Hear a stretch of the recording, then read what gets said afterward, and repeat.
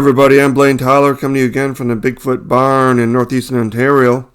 Alright, so today's video is Algonquin Park's big Sasquatch secret. You bet it's a secret. And there's the old gate, the East End gate. I've had several encounters there, and I'll get back to that.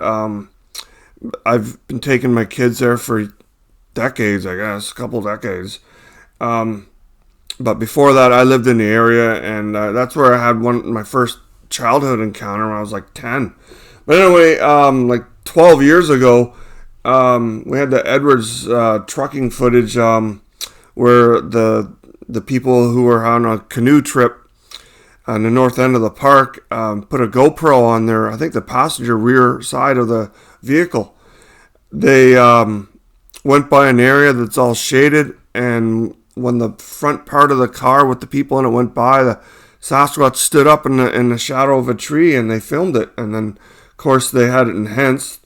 They could see something in reviewing the video, and then they had it enhanced, and then we got the pictures. Pretty cool. Nick from Temescal, Ontario, I think he submitted it. You can read that. Just pause and read it. But like I said, I've had several encounters there. I've been warned not to create a stir by reporting them at the visitor center and talking about it. I got some crappy copies of the footage coming. And what I did was I just kind of played around here. I just want to show you the area. But they stood up right there. And did you miss it? Yeah, you're going to miss it. There's better versions on the internet. Just look up Algonquin Bigfoot kind of thing. But they're right in there. And the point about showing that video, there's more than one.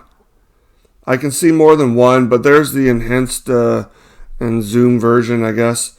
Edwards CM truck footage. Nick there shared it with everybody. But anyway, I've been in the park. I was there this August. Jumped the rail, looked for prints in the sandy shoulder. In the picture, I see some things watching me. Big things with heads, hairy heads watching me.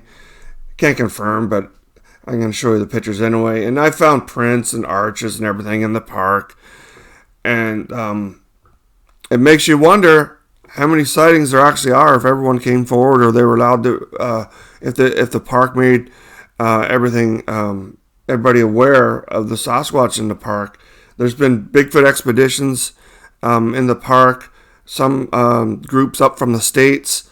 At least one of them included Dr. Meldrum, the professor of the state university there. So you got to think, if it's that much activity for bringing Dr. Meldrum, there's got to be a lot more going on than what they're letting people know about, right? Kind of like Yellowstone. They don't want to be known for Sasquatch Central because it's a game reserve there, and same as here in national parks. They want people to come in and have their camping and not to be disturbed with reports of giant hairy monsters on the shoreline watching their kids, right? But anyway, there's some pictures of something that was kept changing position every time I took a picture. So anyway, that's pretty cool.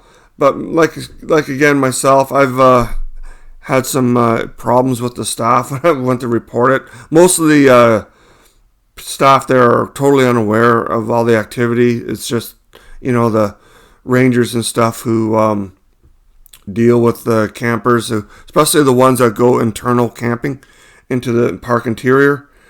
And I've mentioned this before on World Bigfoot Radio with Duke, and I think maybe on SOR with Dave, and Texas Front Porch with Rob and Tex there, Bigfoot Michigan Rob. So yeah, there's a lot more going on in that park than what people are aware of. Most of my encounters are been right off Highway 60 corridors. Like, you hike a trail, maybe you take a little side jaunt, and boom, they're right there watching everybody go by. And I've had them follow me right back to my campsite, right in Highway 60 camping area, both ends of the park. So pretty cool, and also kind of unnerving that there's so much activity, and government park is covering it up so that they can keep the money coming in if certain people won't camp there because of Sasquatch. But that's the way it is until we all come forward and make our sightings and encounters public.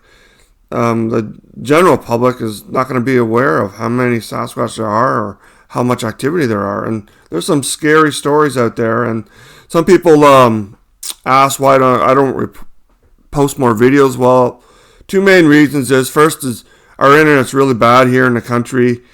It takes forever to upload a video. The others is on YouTube is totally changed from when I started posting over 10 years ago. Now it's all monster stories. Like, people just seem to want to listen to or watch dogmen fighting Godzilla. But with that said, I want to thank everybody for watching, and I'll post when I can, and I'll see you again.